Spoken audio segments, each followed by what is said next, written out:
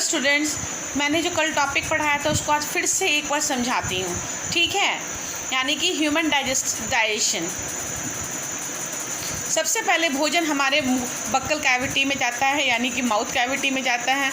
वहाँ पे टंग, salivary gland उसके ऊपर एक्ट करते हैं, जिसके कारण भोजन पीसकर छोटे छोटे टुकड़ों में टूट जाता है। हमारे भोजन का जो डाइजेशन का प्रोसेस होता है वो हमारे माउथ से ही स्टार्ट होता है।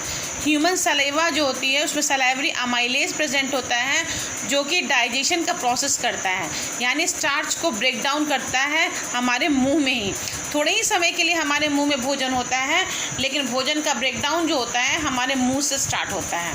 ठीक है, स्लाइटली डाइजेस्टिव जो भी भोजन होता है वो स्लाइटली डाइजेस्टेड फूड जो होता है वो हमारे टंग के द्वारा हमारे एसोफेगस यानी फूड पाइप में नीचे की ओर चला जाता है।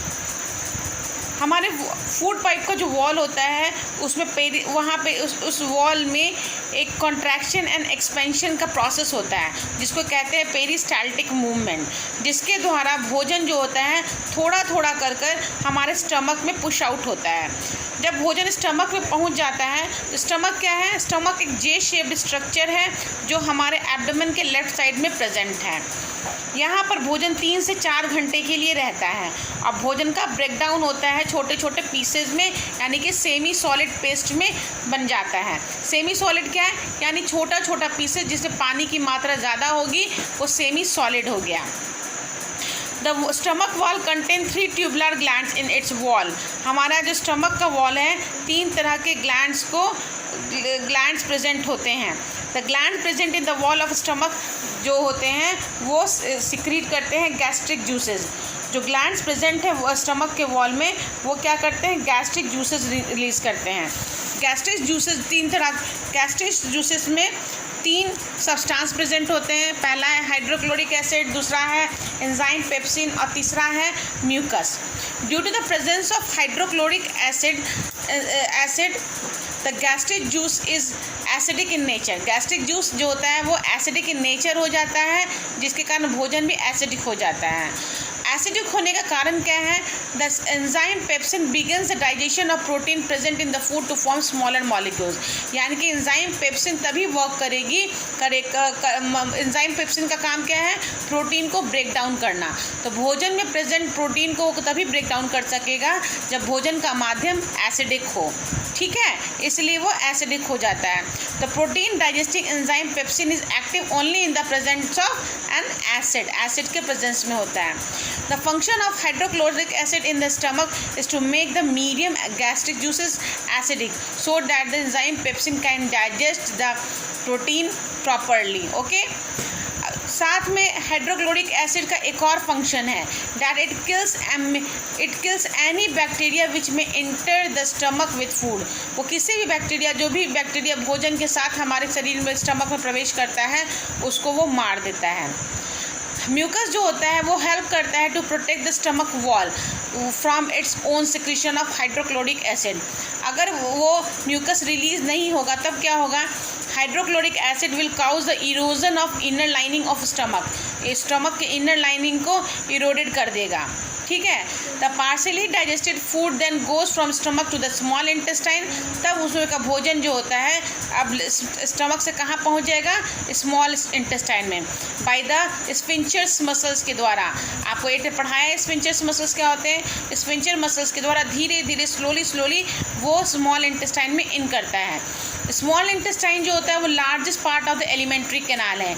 इसका नॉर्मल साइज 6.5 मीटर होता है एक एडल्ट ह्यूमन बींग्स में, लेकिन इसका ये बहुत ही नैरो होता है। नैरो होने के कारण इसका नाम स्मॉल इंटेस्टाइन दिया गया है। जो भी हर्बीवोरस एनिमल्स होंगे उसमें हमेशा स्मॉल इंटेस्टाइन जो होगा, एलिमेंट्री कैनाल जो होगा इसका काफ़ी लंबा होगा। रीज़न क्या है? Carbohydrate in food which is digested very with difficulty so the herbivorous animals like cow eat grass needed a longer, smaller intestine to allow cellulose present in grass to be digested completely. जितना लंबा होगा भोजन धीरे धीरे पचता जाएगा और पूरी तरह से डाइजेशन होगा। वहीं पे जो मीट खाने वाले एनिमल्स होते हैं उनका जो इंटेस्टाइन होता है स्मॉल होता है, क्योंकि मीट आसानी से पच जाता है।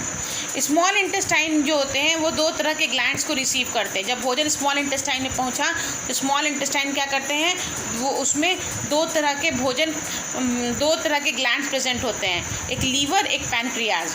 लीवर क्या करता है, वो बाइल जूस को रिलीज़ करता है। बाइल जूस क्या है, वो ग्रीनिश येलो कलर का लिक्विड है जो कि नॉर्मली गॉल ब्लैडर में प्रेजेंट होता है। बाइल जूस अल्कलाइन होता है, इसलिए जो भी भोजन आता है एसिडिक मीडियम से वो उसको अल्कलाइन बना देता है। एक कारण ये है। दूसरा कारण ये भी है कि बाइल जूस जो होता है वो फैट को ब्रेक डाउन करता है। उस बाइल में साल्ट प्रेजेंट होता है जो कि फूड में प्रेजेंट फैट मॉलिक्यूल्स को ब्रेक डाउन करने में मदद करता है, लेकिन ये तभी काम करेगा जब भोजन अल्कलाइन हो।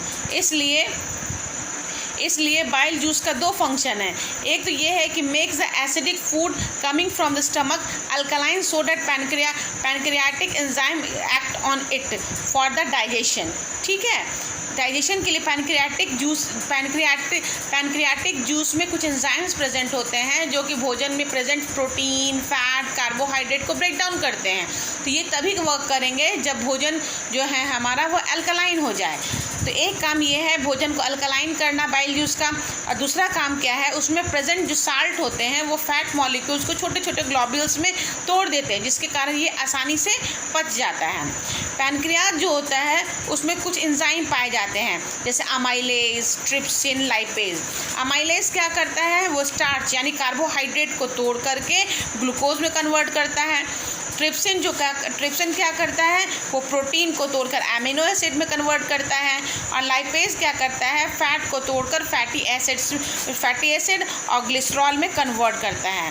Glucose, amino acid, fatty acid and glycerol ये सभी जो हो जाते हैं छोटे छोटे मॉलिक्यूल्स में कन्वर्ट हो जाते हैं, यानी कि वैसे मॉलिक्यूल जो कि वाटर सॉल्युबल मॉलिक्यूल्स हो, जिसके कारण वो आसानी से डाइजेस्ट हो सकें। The process of digestion convert the large and insoluble food molecules into the small and water soluble molecules. ये प्रक्रिया में यानी कि बड़े, लार्ज और इनसॉल्युबल मॉलिक्यूल्स को छोटे और वाटर सॉल्युबल मॉलिक्यूल्स में कन्वर्ट कर दिया गया। The chemical digestion of food is brought about the biological catalyst. ये केमिकल जो प्रोसेस होता है डाइजेशन का, ये किसके द्वारा होता है, biological catalyst that is called enzymes. ये सब कुछ एंजाइम्स के द्वारा होता है। उसके बाद नेक्स्ट टॉपिक है एब्जॉर्प्शन। एब्जॉर्प्शन में क्या होता है, आफ्टर डाइजेशन के बाद the molecules of food become so small. भोजन का ब्रेकडाउन होने के मॉलिक्यूल्स बहुत ही छोटे हो जाते हैं। They can easily pass through the walls of small intestine. ये आसानी से वो इंटेस्टाइन के वॉल्स में पास कर जाते हैं, जिसमें बहुत सारे ब्लड कैपिलरीज प्रेजेंट होते हैं। This is called absorption. The small intestine is the main reason for the absorption of digestion food. Small intestine he main है भोजन के पचाने के लिए. The small intestine is especially adapted for absorbing the digested food. The inner surface of a small intestine has millions of tiny fingers like projection called villi. Small intestine के दीवारों में millions of finger like projection present होते हैं, जो उस projection को हम villi कहते हैं. villi में इतने सारे blood, बहुत सारे जो कि ब्लड कैपिलरीज रन करते रहते हैं। The presence of Willey gives the inner wall of small intestine a very large surface area.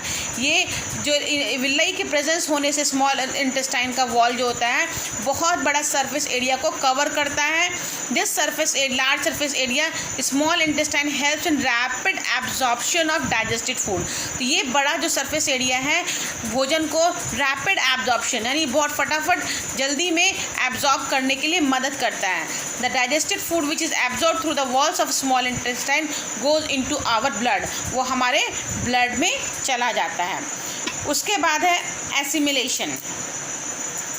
The blood carries digested and dissolved food to all parts of the body. जो भी blood होता है, blood क्या करता है, Willey के द्वारा जो भोजन पहुंचा वो पूरे बॉडी के डिफरेंट पार्ट से पहुंचा दिया गया। ठीक है, it become assimilate to the different part of the cell, body के हर सेल तक पहुंचा दिया गया। This assimilated food is use by the body for obtaining energy. ये एसिमिलेटेड शरीर में क्यों यूज़ किया गया? एनर्जी को प्राप्त करने के लिए। एनर्जी क्यों बन रही है? ग्रोथ के लिए, बॉडी के रिपेयर्स करने के लिए, ठीक है।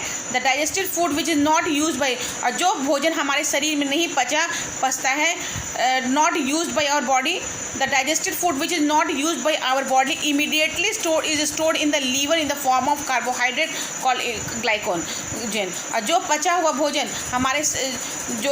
भोजन हमारे शरीर में स्टोर नहीं हो पाता, वो आखिरी में लीवर में जाकर ग्लाइकोजन के रूप में कार्बोहाइड्रेट स्टोर हो जाता है, ठीक है। कार्बोहाइड्रेट ही है लेकिन ये ग्लाइकोजन के रूप में है।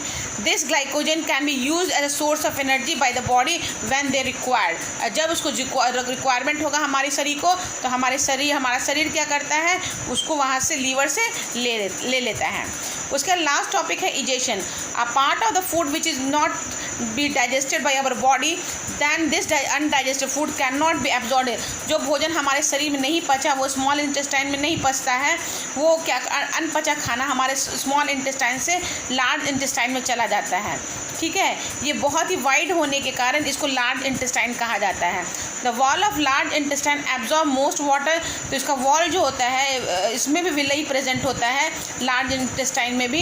तो इसमें वाटर और साल्ट जो भी भोजन में बचे होते हैं वो एब्जॉर्ब कर लिए जाते हैं, और undigested part of food becomes almost solid. पानी और नमक को एब्जॉर्ब करने के बाद लगभग भोजन जो होता है वो सॉलिड रूप में आ जाता है। तब उस लार्ज इंटेस्टाइन को हम लोग उसमें the last part of the large intestine जो होता है वो रेक्टम कहलाता है, जहाँ पे अनडाइजेस्टेड फूड कुछ समय के लिए स्टोर होता है। उसके बाद the undigested food is passed from the body through the anus as a faeces, ठीक है। और बाय द, तो ये अनडाइजेस्टेड फूड जो है बाद में क्या होता है? शरीर के द्वारा एक्सपेल्ड आउट कर दिया जाता है। The act of expelling the faeces, ये प्रोसेस यानी कि अनडाइजेस्टेड फूड का शरीर से बाहर ढकेलना जो होता है इजेशन या डिफिकेशन कहलाता है, और ये कंट्रोल किया जाता है एनल स्फिंक्टर से, ठीक है। ये आपका आज ह्यूमन डाइजेशन कंप्लीट हुआ।